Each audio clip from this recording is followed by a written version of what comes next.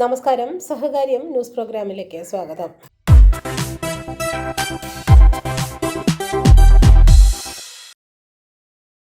കെടുകാര്യസ്ഥതയുടെ പര്യായമായി റെഡ്കോ മാറുന്നു. ഒരു കാലത്ത് സംസ്ഥാനത്തെ സഹകരണ പ്രസ്ഥാനത്തിന്റെ അഭിമാനമായിരുന്നു റെഡ്കോ. 1972 ആരംഭിച്ച ഈ സ്ഥാപനം ഇന്നെത്തി നിൽക്കുന്നത് തകർച്ചയുടെ വക്കിൽ. കാർഷികോപകരണങ്ങൾ കർഷകർക്ക് ഗുണമേന്മയിലും കുറഞ്ഞ വിലയിലും ലഭ്യമാക്കുമെന്ന് ലക്ഷ്യം വയ്ക്കുന്ന സ്ഥാപനത്തിന്റെ ഔട്ട്ലെറ്റുകൾ ഓരോന്നായി പൂട്ടുന്നു. സഹകരണ മേഖലയിൽ പ്രവർത്തിച്ചു വരുന്ന തൊടുപുഴയിലെ റെഡ്കോ ഔട്ട്ലെറ്റും അടച്ചുപൂട്ടുന്നു. കഴിഞ്ഞ 35 വർഷമായി നഗരത്തിൽ പ്രവർത്തിച്ചു വരുന്ന സ്ഥാപനമാണ് ഈ മാസം അവസാനത്തോടെ അടച്ചുപൂട്ടാൻ അധികൃതർ നിർദ്ദേശിച്ചിരിക്കുന്നത്. സാമ്പത്തിക പ്രതിസന്ധിയാണെന്ന് അടച്ചുപൂട്ടലിന് പിന്നിലെന്ന് പറയപ്പെടുന്നു. സർക്കാർ സ്കീമുകളിലായി ബന്ധപ്പെട്ടിട്ടുള്ള ഉൽപ്പന്നങ്ങളാണ് ഇവിടെ നിന്നും കൂടുതലായി വിറ്റഴിച്ചു വരുന്നത്. കാർഷിക ജില്ലയായ ഇടുക്കിയിലെ 100 കണക്കിന് കർഷകർക്ക് സഹായകമായിരുന്ന സ്ഥാപനമാണിത്. ഇവിടെ നിന്നും വാങ്ങുന്ന കാർഷികോൽപ്പന്നങ്ങൾക്ക് വില കുറവിനൊപ്പം ഗുണനിലവാരവും ഉണ്ടായിരുന്നു. കാർഷിക മേഖലയിൽ യന്ത്രവൽക്കരണം പ്രോത്സാഹിപ്പിക്കുന്നതിന്റെ ഭാഗമായി കേന്ദ്ര സർക്കാർ ആവിഷ്കരിച്ച് നടപ്പാക്കി വരുന്ന സ്വാം പദ്ധതിയിൽ വർഷങ്ങളായി ഒട്ടേറെ കർഷകർ യന്ത്രങ്ങളും മറ്റും വാങ്ങുന്നത് റെഡ്കോയിൽ നിന്നാണ്. ഡ്രിപ്പ് ഇറിഗേഷൻ പോലെയുള്ള പദ്ധതികൾക്ക് ആവശ്യമായ ഉൽപ്പന്നങ്ങളും സബ്സിഡി നിരക്കിൽ ഇവിടെ നിന്നും ലഭിച്ചിരുന്നു. ജില്ലയിൽ റെഡ്കോയുടെ 2 ഔട്ട്ലെറ്റുകളാണ് ഉണ്ടായിരുന്നത്. ഇതിൽ കട്ടപ്പനയിലേത് നേരത്തെ പൂട്ടിയിരുന്നു. തൊടുപുഴയിലെ ശാഖയും അടച്ചുപൂട്ടുന്നതോടെ കർഷകർക്ക് എറണാകുളം, കോട്ടയം ജില്ലകളിലെ ശാഖകളെ ആശ്രയിക്കേണ്ടി വരും. എറണാകുളം ജില്ലയിൽ പിറവത്താണ് റെഡ്കോയുടെ ശാഖ പ്രവർത്തിക്കുന്നത്. തൊടുപുഴ ഔട്ട്ലെറ്റിനു പുറമെ പത്തനംതിട്ട, മാവേലിക്കര, അഞ്ചൽ, നെന്മാറ, നിലമ്പൂർ, ചെറുവത്തൂർ എന്നീ ഔട്ട്ലെറ്റുകളും അടച്ചുപൂട്ടുന്ന ശാഖകളിൽ ഉൾപ്പെടും. സാമ്പത്തിക പ്രതിസന്ധിയാണ് അടച്ചുപൂട്ടാൻ കാരണമെന്ന് പറയുമ്പോഴും ജീവനക്കാരെ പിരിച്ചുവിടാതെ മറ്റു ശാഖകളിലേക്ക് മാറ്റി നിയമിക്കുകയാണ്. അതിനാൽ കെട്ടിട വാടക, വൈദ്യുതി ചാർജ് തുടങ്ങിയ ചെലവുകൾ മാത്രമാണ് കുറയുന്നത്. അതേസമയം കാർഷിക മേഖലയ്ക്ക് ഒട്ടേറെ പ്രയോജനകരമായിരുന്ന റെഡ്കോ ശാഖ അടച്ചുപൂട്ടാനുള്ള നീക്കം ഉപേക്ഷിക്കണമെന്നാണ് കർഷകർ ആവശ്യപ്പെടുന്നത്. കാരാപ്പുഴ സർവീസ് സഹകരണ ബാങ്കിന്റെ ആഭിമുഖ്യത്തിൽ ബാങ്കിലെ അംഗങ്ങളുടെ കുട്ടികളിൽ SSLC, +2 പരീക്ഷകളിൽ മുഴുവൻ വിഷയങ്ങൾക്കും A+ നേടിയ വിദ്യാർത്ഥികളെ അനുമോദിച്ചു. നദി പുനർസംയോജന പദ്ധതി സംസ്ഥാന coordinator advocate K. Anilkumar award വിതരണവും ബാങ്കിന്റെ പ്രവർത്തന പരിധിയിലുള്ള സർക്കാർ എയ്ഡഡ് സ്കൂളുകളിലെ വിദ്യാർത്ഥികൾക്കുള്ള പഠനോപകരണങ്ങളുടെ വിതരണവും ഉദ്ഘാടനം ചെയ്തു.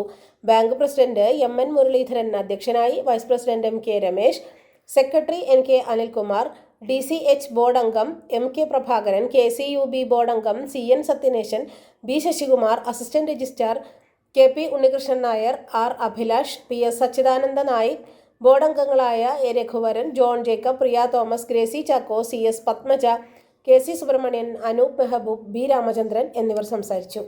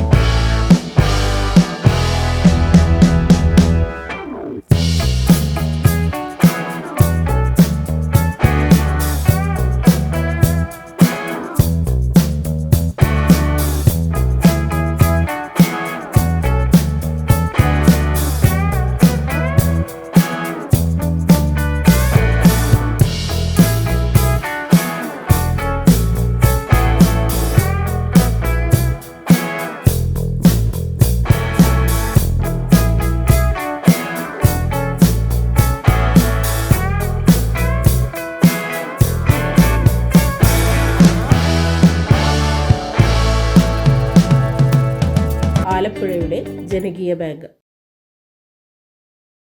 കോൺഗ്രസ് ഭരണസമിതി നേതൃത്വം നൽകുന്ന ചെന്നിത്തല 3553 നമ്പർ സഹകരണ ബാങ്കിലെ സാമ്പത്തിക തട്ടിപ്പിൽ അന്വേഷണം വേണമെന്ന് സഹകരണ സംരക്ഷണ മുന്നണി പഞ്ചായത്ത് കമ്മിറ്റി. ഇടപാടുകാരുടെ സ്ഥിരം നിക്ഷേപങ്ങളിൽ കൃത്രിമം കാട്ടി ബാങ്കിലെ ജീവനക്കാരി 86 ലക്ഷം രൂപ തട്ടിയെടുത്തു എന്നതാണ് ആരോപണം. പുത്തുവിളപ്പടി ജംഗ്ഷനിൽ നടത്തിയ ധർണ CPM ജില്ലാ സെക്രട്ടേറിയറ്റ് അംഗം A. മഹേന്ദ്രൻ ഉദ്ഘാടനം ചെയ്തു. രാജൻ കന്യത്ര അധ്യക്ഷനായി. CPM area secretary professor PD Sasidharan, CPI മണ്ഡലം secretary G. Harikumar, K. Narayanapillai, R. Sanjeevan, D. Philendran, T. Sukumari, Betsy, Jinu, Chennithala panchayat president Vijayamma Philendran, G. Athira, Sasikumar Cherukol, Gokulam Gopalakrishnan, K. Raveendran, M. Sreekumar എന്നിവർ സംസാരിച്ചു.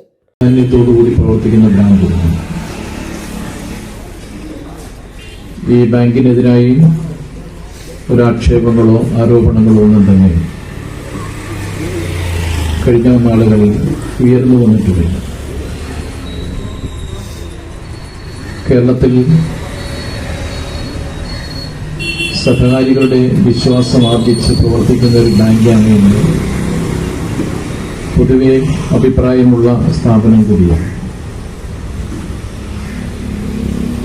ഈ ബാങ്കിന്റെ മുന്നിൽ ഇടതുപക്ഷ ജനാധിപത്യ മുന്നണി ഇങ്ങനൊരു സമരം സംഘടിപ്പിക്കാൻ ഇടയായ സാഹചര്യം വളരെ ഗൗരവമുള്ളതായതുകൊണ്ട് തന്നെ ഇങ്ങനെയൊരു സമരം സംഘടിപ്പിക്കുന്നതുകൊണ്ട് പൊതുവായിട്ടുള്ള ഈ ബാങ്കിന്റെ പ്രവർത്തനത്തെ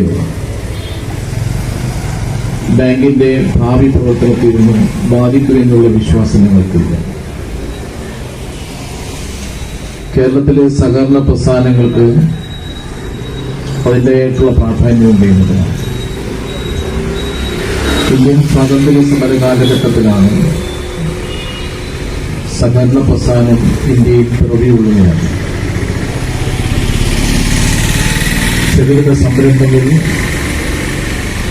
കാർഷിക മേഖലയുടെ അഭിവൃദ്ധി, ജീവിത നിലവാരം മെച്ചപ്പെടുത്തുവാൻ കഴിയുന്ന രൂപത്തിലേക്ക് സമൂഹത്തെ മാറ്റുക എന്നുള്ള ലക്ഷ്യത്തോടുകൂടി കാർഷിക മേഖലയിൽ രൂപം കൊണ്ടിട്ടുള്ള ചെറിയ ചെറിയ സംരംഭങ്ങളാണ് പിൽക്കാലഘട്ടത്തിൽ സഹകരണ സ്ഥാപനങ്ങളായി വളർന്നത്. UDF ഭരിക്കുന്ന അർബൻ സഹകരണ സംഘത്തിൽ നടന്ന ലോൺ തട്ടിപ്പിനെതിരെ DYFI ബ്ലോക്ക് കമ്മിറ്റിയുടെ ആഭിമുഖ്യത്തിൽ വെള്ളിയാഴ്ച രാവിലെ 10 മണിക്ക് ബാങ്കിലേക്ക് മാർച്ചും ധർണയും നടത്തും. ബാങ്കിന്റെ മുൻ പ്രസിഡന്റുമാരും സെക്രട്ടറിമാരും അംഗങ്ങളും ചേർന്ന് സ്ഥലത്തിന്റെ വില ഉയർത്തി കാണിച്ച് കോടികളുടെ ലോൺ തട്ടിയെടുത്തുവെന്ന ജനങ്ങളുടെ പരാതിയിൽ നടപടിയെടുക്കണമെന്നും അന്വേഷണം നടത്തണമെന്നും ആവശ്യപ്പെട്ടാണ് മാർച്ചും ധർണയും. 90-ലധികം പേർ പെരുമ്പാവൂർ പോലീസ് സ്റ്റേഷനിൽ പരാതി നൽകി. അതിഥി തൊഴിലാളികളുടെ ദിവസ കളക്ഷൻ പദ്ധതിയിൽ നിക്ഷേപിച്ച ലക്ഷക്കണക്കിന് രൂപ പിൻവലിക്കാൻ കഴിഞ്ഞിട്ടില്ല. സഹകരണ സംഘത്തിൽ നിക്ഷേപിച്ച ജനങ്ങളുടെ 150 കോടിയോളം രൂപ UDF ഭരണസമിതി കൊള്ളയടിച്ചതായി DYFI ഭാരവാഹികൾ ആരോപിച്ചു. ജില്ലാ president Aneesh M. Mathew March ഉദ്ഘാടനം ചെയ്യും. ഞാറ്റുവേല ചന്തയൊരുക്കി കടുങ്ങല്ലൂർ സഹകരണ ബാങ്കിന്റെ ഹെഡ് ഓഫീസിലെ ഓഡിറ്റോറിയത്തിൽ 22 തീയതി മുതൽ 29 തീയതി വരെയാണ് ചന്ത ഒരുക്കുന്നത്. ഫലവൃക്ഷ തൈകൾ, വിത്തുകൾ, പച്ചക്കറി തൈകൾ എന്നിവ ചന്തയിൽ നിന്നും വിലക്കുറവിൽ ലഭിക്കും. കർഷകരെ പ്രോത്സാഹിപ്പിക്കുകയാണ് പദ്ധതിയുടെ ലക്ഷ്യമെന്ന് ബാങ്ക് പ്രസിഡന്റ് TK ഷാജഹാൻ അറിയിച്ചു. ഞാറ്റുവേല ചന്ത ശനിയാഴ്ച രാവിലെ 10 മണിക്ക് Alangad block panchayat president Ramya Thomas ഉദ്ഘാടനം ചെയ്യും.